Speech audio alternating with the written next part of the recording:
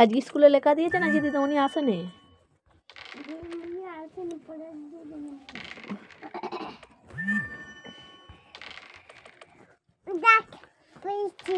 দেখ দেখতে আইছিস বনি কি বলে দিল তোকে? তুই পারবি ওর মতন?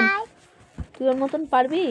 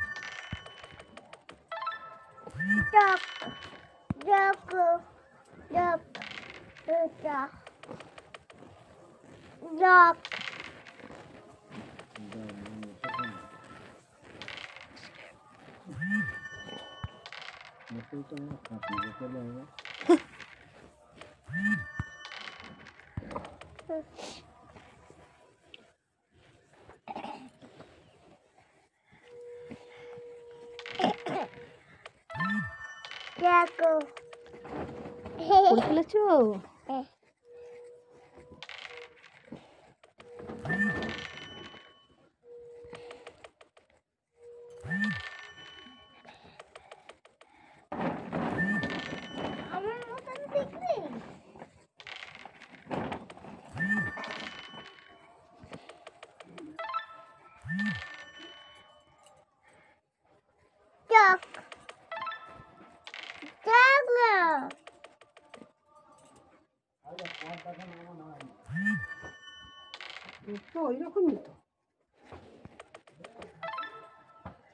খাসি ওইখানটা ত্রিপল গুলোকে দাঁতে করে টেনে দূর ওর দিকে কিছু রাখা যায় না। হয়তো বলবে আমার যদি ছাগল চলে যায় এদিকে যেমন টেবিল তেমন থাকবে, একটা কিচ্ছু হবে না। আর গরুর মুখের কাছে যা ঘেরা আছে গরু আমার নামায় না কোনোদিন।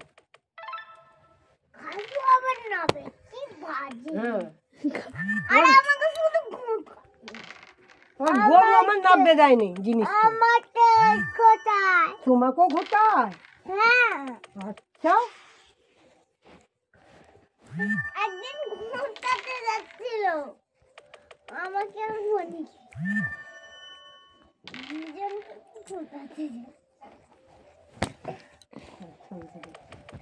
ওমা আমাকে ঘুরতেছে।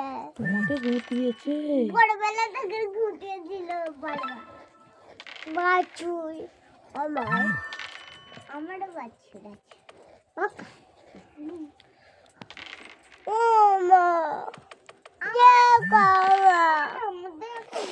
আমার বাছুরকে বলছে ওর বাছুর। পয়সা দিতে গেছি, পয়সা দিতে গেছি, পয়সা ওদের পয়সা 500 টাকা নিয়ে দিয়ে এলাম। হ্যাঁ হাই দেখ ইয়ার কি করছিস? হাই বিশে আমি জানিনি তো, মা আলমারিতে তুলে রেখে এসছে, আমি জানিনি তো। আবার আলমারি থেকে নিতে আমি নিয়ে এলুম। আমি কি জানিনি আলমারিতে তুলে রেখেছে মা? কোথায় রেখেছে তাও জানিনি। মায়েদের ওইদিকে লকারে রেখেছে আমি তাও জানিনি। আমার সাথেই তো গিয়ে তুলে এলো।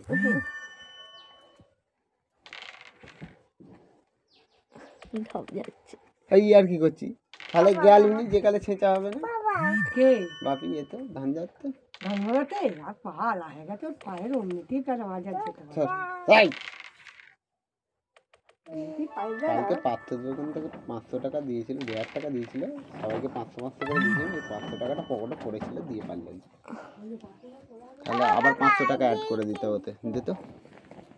ওই দিচ্ছি দিচ্ছি দিচ্ছি বাপি যাক গিয়ে 4000 টাকাটা দিয়ে পালিয়ে আসো। বড়দাদার পয়সা 4000 টাকা দিতে মনীষা তো 1000 টাকা নিয়ে হয়ে গেছে। আমি তোকে 1000 টাকা দিয়ে দিচ্ছি। কত টাকা দিতে হলো কেন? 500 টাকা দিলে তো হতো। 800 টাকা পাই তোমাকে আবার দিতুম দিন কতক পরে।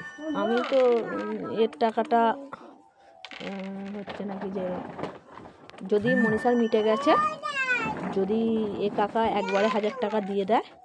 ওই বিক্রমকে পাঠাতে দিতে 2000 টাকা।